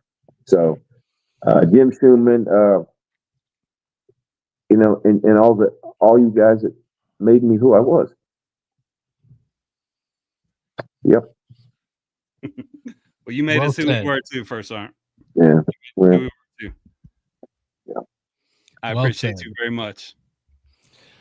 Yeah. Well, I tell you what, your Ty is right. This is probably the least I've ever talked, and probably the most entertained I've been in a long time. So I appreciate you coming on. I appreciate hearing your stories. I appreciate, really hearing the passion you have for the people that you worked with. And I say that you worked with because I can tell that you were never a guy that walked around and said, "You work for me. We're in this together." And I just appreciate seeing you talk about everybody that you served with in that manner. It says a lot. It does. Yeah. Hey, First Sergeant, I love you, man. You know I that. love you, brother. We keep in pretty constant contact. I love hearing from you. Thank you very much for coming on and sharing. All right. Thanks, guys. I appreciate y'all. All right, brother. We'll talk to you soon. All right. Guys. All right. There we go. So here's the deal. Yeah. 1, he's awesome. 2, the captain, the colonel, you called him like 3 different things. I think he's like a secret agent or something. Well, he was a captain there he is in the center there. He was a captain. There's us in the middle of the Maroof Valley. There you go. So he was a captain when he was my commander in the company. Oh, there you go. When he retired, he was a lieutenant colonel. Well, he's gonna be a good one for sure. He's probably got tons of stories he can tell us about you. This is gonna be awesome. But you know, it was that was a good one. I like listening to and hearing stories from guys that put everything they have in the people that they served with, because a lot of times, you know, and this isn't good or bad or indifferent for anything, but you see a lot of guys nowadays that you know, when they're out there talking about things that have been done and things that they're writing about, a lot of it's about what they did, you know. I just like seeing that people still appreciate the work of everybody that was around them. So it was awesome talking to them. I'm glad we were able to do it for sure. Yeah, absolutely. So yeah, let's get through the business and let's get to the real business here in a bit. All right. What's the real business? All right. So future guest this Thursday, we're going to have an extra show. We're going to have Nicole Emilio Casper. She's award-winning documentarian. She's doing the documentary for one of our friends of our program, Nate Brookshire's book, Hidden Wounds, The Soldier's Burden. She's doing a docu-series now called Resilience. So Hidden Burdens, A Soldier's Burden there were so many stories that she had to film that they're turning into a full series. So we're going to have her on Thursday. She's going to talk about some of those stories. And then do I have the next one up? Yeah. So next Thursday, we're going to have a United States Marine veteran theory, Ryan Dorfeld. Thursday or Tuesday? Next Tuesday. I'm sorry. Next Tuesday. Yeah, there we go. All right. Next Tuesday. I'm sorry. I said Thursday. Yeah, I was just making sure I was right. I had to be right on the game. Yeah. With us switching it back and forth to Tuesday and Thursdays, I've not gotten it straight yet in my brain. So, well, hopefully it gets fixed here in about a month or so. We'll be on Thursdays again. So yeah, that's so you guys are aware. So you know we're going to go back to Thursdays, but we have a lot of guests that are booked on Tuesdays, and so anybody that will book now after them will be on a Thursday. So that's going to be good. I want to do a real quick shout out before you talk about our shirts. You're going to talk about our shirts, aren't you? Absolutely, I'm going to do it. Let me show this real quick. So. One of the friends of the program, Rich Woodring, has his t-shirt company. This is his logo. It's called Battle Scars. It's battle scarred, but never battle scared. So we're wishing him some good luck. He sent me the first t-shirt. So I'll be wearing that on the program. But I wanted to make sure I shouted out Rich Woodring. And now go ahead, Matt. What you got? Well, I was going to say go check his shit out, you know. So I don't think it's available yet, but I will say it is Battle Scars. Well, there you go. You got a sneak peek and a preview. Available soon. Coming soon to an e-commerce store near you. But, you know, we do have some t-shirts that are in an e-commerce store, and I must tell you that one of us is not doing as good as the others. Oh, no. What's the news? So you tell me. So if you were going to grade this thing out right now, who's in the lead? Well, if I had to grade it out, I'd say mine, because mine's obviously the best looking shirt. Wax Poetic. I mean, you better tell some people to start buying that bitch. I'm just saying, dude. This one is a cool, like, you know, whiskey stories. That's cool. Yes, it is. But probably this motherfucker right here. By two. He's really? He's got me by two right now. I think Al Hero's getting a whole bunch of people drunk and then pushing purchase on their phone when he shows them the link and shit. He's like, oh, that's cool. Buy. You know? Yeah. I think that's what he's doing. And that's probably why he's not on here. It's all right. So right now, if I'm looking at it, this is right before I came on. I haven't had a chance to go look. But I will tell you this. For everybody that's out there, thank you, everybody that's purchased shirts. They're going to be in the mail. If you've purchased one the last couple of days, they'll be in the mail tomorrow. So you get them very soon.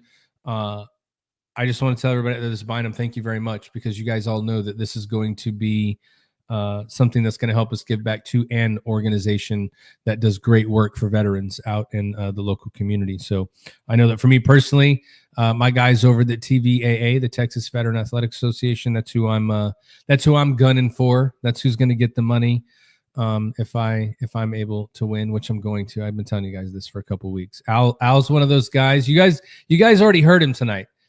The first 5 minutes in the hotel, like he could never go back there ever again. So this is just his first 5 minutes of t-shirts. Anyway, but go out there, look for him. He's going to benefit Camp Hope here in Houston, Texas Veteran Athletic Association. And then we have the ever popular Wax Poetic is going to go to our friends over at the Project Zero. So those are the three organizations. We're all competing to make a difference for veterans overall. So really, to be honest with you, it doesn't matter who wins.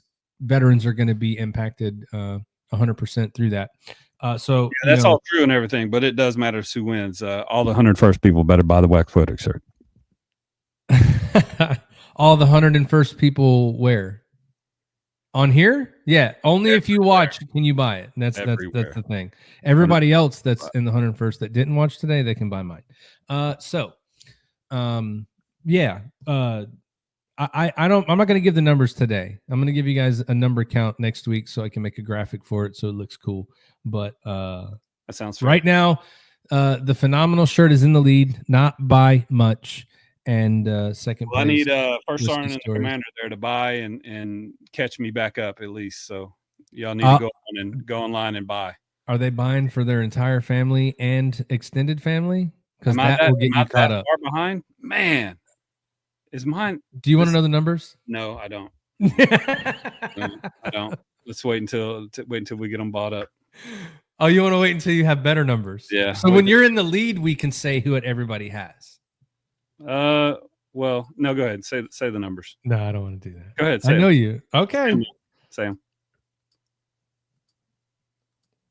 So in first place right now, and they're not massive numbers, but with 13, Al is in the lead. Now, I'm gonna mind you guys, we really started telling everybody about what we were doing over the weekend. So this is just last 3 days. It's been great. Like you guys are coming through and you're able to help us help an organization. So 13 for Albert. I quit tonight, hero, because he's got more important work shit to do, whatever.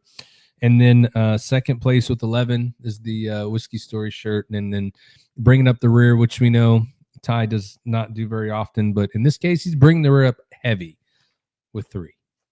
Oh, man. You only sold 3 T-shirts?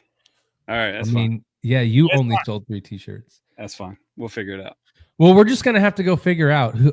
I think Al's paying everybody to buy his because I know that Bob hit it on the head. Al's buying his own. So yeah, we'll see. But no, it's been good. And, there's been a lot of people also that have seen a lot of other good stuff in the store when you get in there. So look in there. We have a lot of co-branded designs that even though they're not a part of the competition, you can still give back to veteran charities by buying some of the shirts that are co-branded. Like I'm wearing one right now for Camp Hope. That gives them money back. We have one for Project Zero, Guardian Grounds. There's a lot of different veteran and first responder nonprofits on there that you can help out. So go on there, support us. It means you support veterans, and supporting veterans is something that we can 100% get behind all day, every day. So, yeah, absolutely. How was your first day of work? It was so tough. Being a van in a football, a whole bunch of times, it was air conditioned, listening to good music. It was the hardest thing I've ever had to do. Cool. And it was even cooler because I got to ride in the van with Becky, so we got to ride together today. Yeah, I saw the picture. That's cool stuff. So I don't think I'm gonna be able to go down there tomorrow. I've not been feeling great, but I'm gonna. But apparently, Ty, my captain Chris is really nervous about people crossing the street when I'm driving the van. I don't understand what that's about. Yeah, I don't think I almost hit anybody. Whatever. You'll figure it out. If you see the van coming, you might want to move. That's all I'm saying. There we go. I do want to tell everybody, because I'm going to let my man Ty take us out today. Thank you, everybody, for watching. Thank you to Lunchmeat for coming on and telling everybody what you're passionate about, which is your soldiers and the people that you served with. Thank you to Brian for coming on and helping share some of those stories. And thank you to everybody that's out there that listens every week. Remember, like, subscribe, share, YouTube, Twitch, Instagram, Facebook, TikTok. I don't know, wherever else you can find it. Fridays, it's on all the podcast networks, so like, subscribe, share, listen to us. If you know somebody that could use a good laugh or hear a story of success, point them in our direction. That's all for me. I appreciate everybody out there. And remember, the Whiskey Story t-shirt is the only one you need to go buy. With that, I'm out. Nice. Yeah, cool. Go buy a t-shirt, sameflagsameoath.com. It's all for charity and it's all for a good cause. We're going to cut up and have fun over the next year when we're selling these shirts. But like Matt said, this money is going to go to a good charity, and it's going to help either the TVAA, the Project Zero, or what's the other one, Matt? Camp Hope. Camp Hope. That's right. Yeah. Camp Hope PTSD Foundation of America. But yeah, like I said, from the beginning, what we did this podcast for is just to show all the people that were standing to the left and the right of us why we served. And for me, that's the reason that I wanted to start this with the other three guys, to show them a little bit of my service. They could show me some of their service, and then we could share the sentiment of all the people that we served with and how much that meant to us.